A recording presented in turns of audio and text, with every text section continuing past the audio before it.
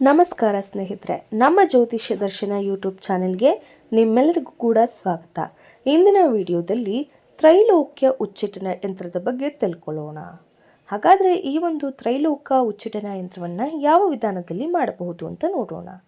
ಕರಿ ಕೋಳಿಯ ರಕ್ತದಿಂದ ಭೋಜಪತ್ರದಲ್ಲಿ ಒಂದು ವರ್ತುಲದೊಳಗೆ ತಲೆ ಕೆಳಗಾಗಿ ಒಂದು ತ್ರಿಕೋನವನ್ನು ರಚಿಸಿ, ಅಂದರೆ ನಾವು ಸ್ಕ್ರೀನ್ ಮೇಲೆ ಕೊಟ್ಟಿರ್ತಕ್ಕಂತಹ ಚಿತ್ರವನ್ನು ರಚಿಸಿ ಅದರೊಳಗೊಂದು ತ್ರಿಕೋನವನ್ನು ರಚಿಸಬೇಕು.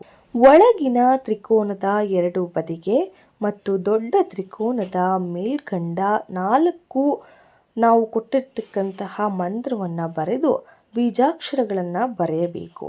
ಒಳಗಿನ ತ್ರಿಕೋನದಲ್ಲಿ ಸಾಧ್ಯ ವ್ಯಕ್ತಿಯ ಹೆಸರನ್ನು ಬರೆಯಬೇಕು.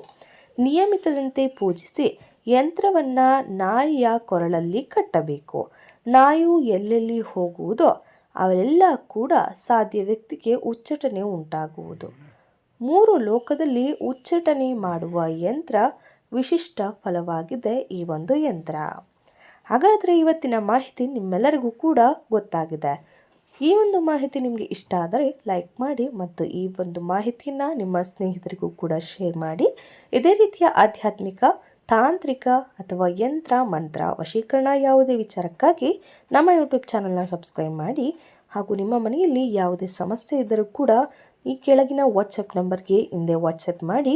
ನಮ್ಮ ತಂಡದವರು ನಿಮಗೆ ಸಾಧ್ಯವಾದಷ್ಟು ಒಳ್ಳೆಯ ಒಂದು ಪರಿಹಾರವನ್ನು ಮಾಡಿಕೊಡುತ್ತಾರೆ. ಮತ್ತೆ ಮುಂದಿನ ವಿಡಿಯೋದಲ್ಲಿ ಭೇಟಿಯಾಗೋಣ. ನಮಸ್ಕಾರ.